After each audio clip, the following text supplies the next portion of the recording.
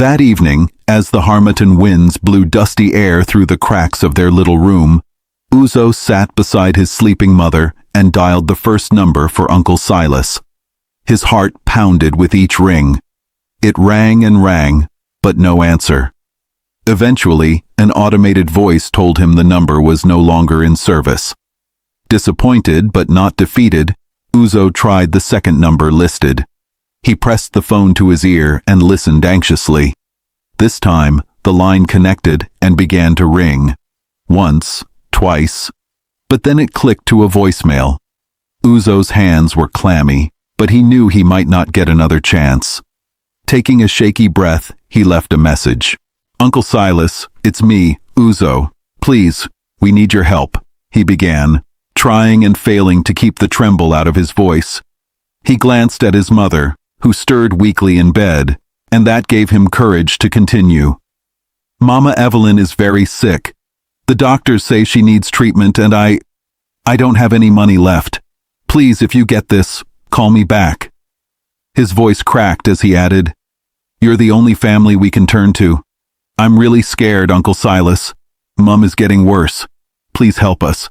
My number is 0803. He recited his phone number slowly, hoping his uncle would remember him and call back immediately. By the time he hung up, Uzo realized he was crying.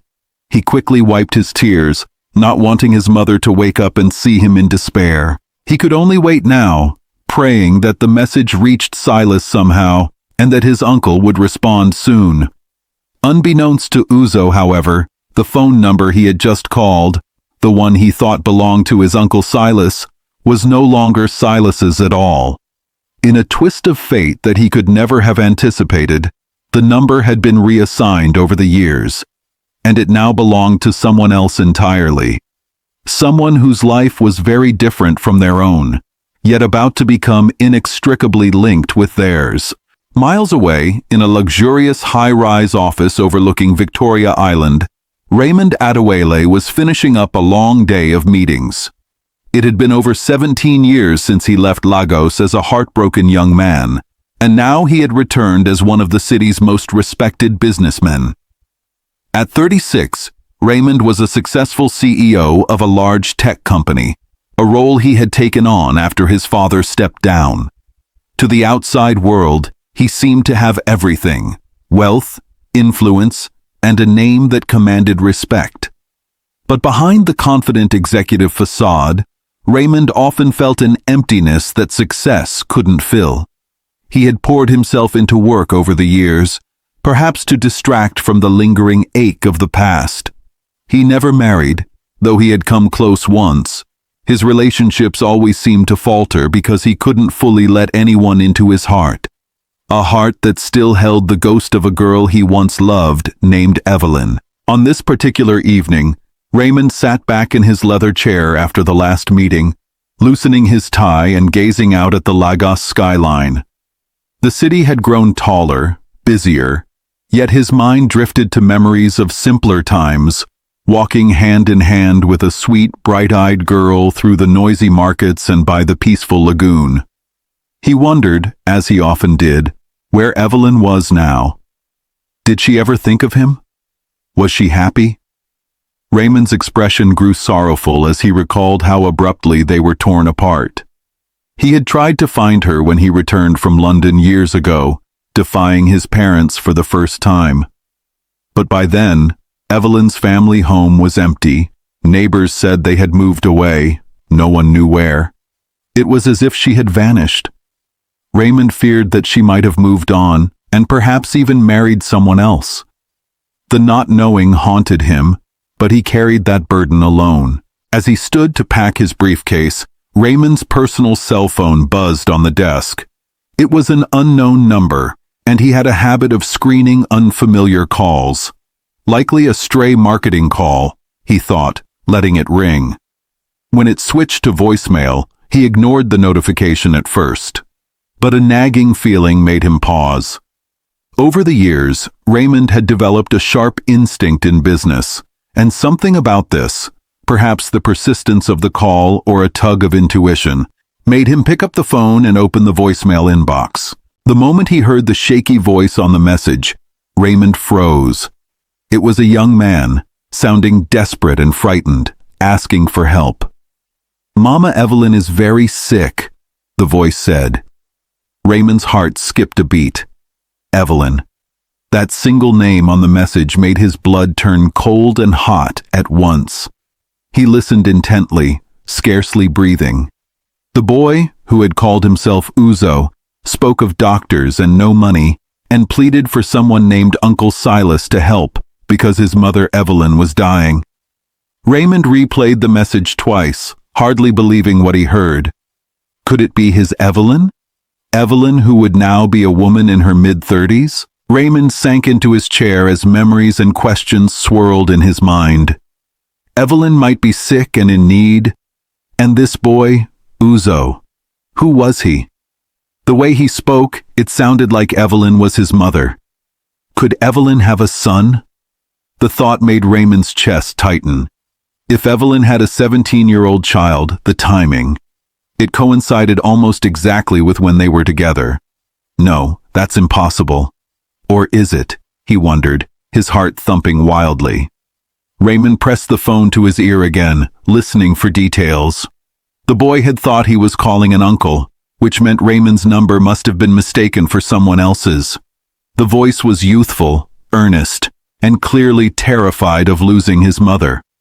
If that mother was indeed Evelyn, his Evelyn, he had to know.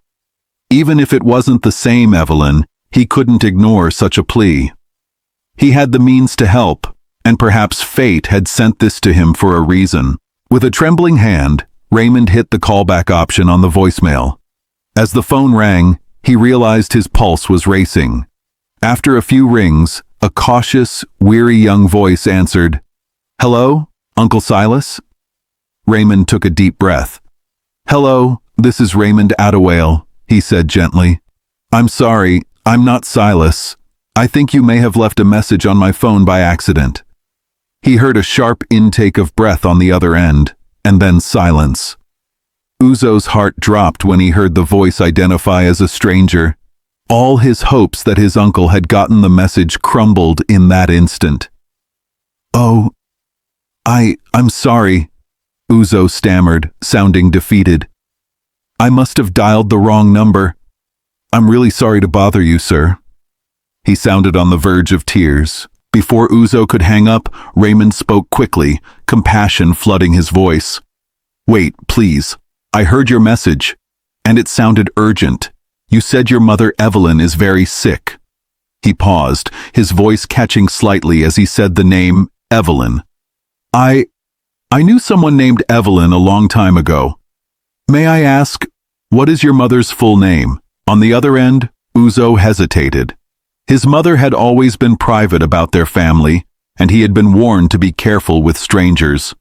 But there was something in this man's tone, concern, kindness, and a strange familiarity when he said, "Evelyn." After a moment, Uzo answered softly, "Her name is Evelyn Okafor."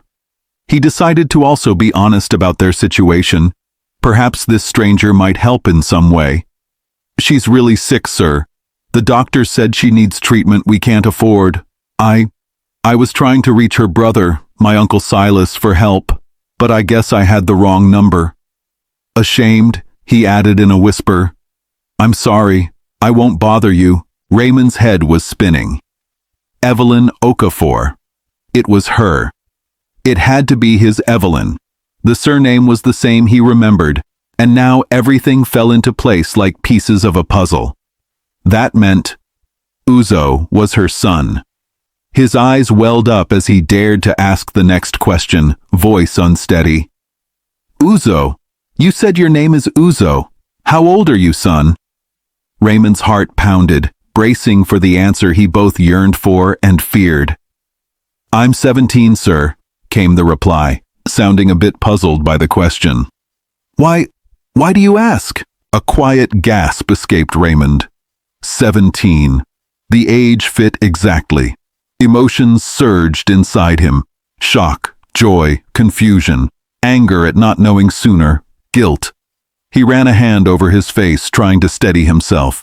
It was almost too much to believe. If Uzo was 17, he could very well be his child. Had Evelyn been pregnant when they were forced apart?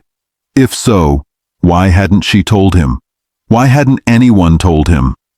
He felt a lump in his throat as he realized the obvious. He never got the chance to know, and she likely had no way to reach him. Raymond realized he had fallen silent on the call, and quickly cleared his throat. "I'm sorry, Uzo. I asked because I might know your mother." His voice became gentle and reassuring. "Listen, you didn't bother me at all. In fact, I want to help. Please tell me where you are. Is your mother at home? Can I come meet you both?" The words tumbled out earnestly. He knew he must sound crazy to the boy, but every part of him needed to see Evelyn now, needed to confirm with his own eyes the truth that he already suspected in his heart. Uzo was taken aback by the stranger's offer. Who was this man? He had expected the mistaken call to be a dead end, but now this Raymond person was offering help, even asking to meet. He felt a spark of hope, but also wariness. We're at our home in Ajagunle," he said slowly, naming the rough neighborhood on the Lagos mainland where they lived. "It's not far from Boundary Market. My mom's here resting. Are you sure you want to come? We really don't have any money, sir, if—" Raymond interjected softly. "Don't worry about that. I'm coming to help, not to ask for anything." His voice firmed up with purpose. "Text me the exact address, Uzo. I will be there as soon as I can." He realized he sounded urgent, which probably confused the boy, so he added, "Your mother was a dear friend to me long ago. I owe her a lot. Please, let me do this." After a brief pause, Uzo agreed quietly and said thank you. The call ended with Uzo promising to send the location by SMS. Raymond exhaled, barely containing the storm of emotions inside him. Could it really be true? That Evelyn had a son, and from the timing likely his son? He didn't want to jump to conclusions until he saw her, but his heart was already convinced. In any case, Evelyn was in trouble and needed immediate help. That was the most pressing concern now.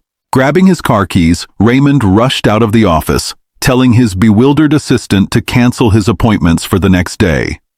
The drive from Victoria Island to Ajagunle at night was not short, but Raymond barely noticed the traffic or the rough roads.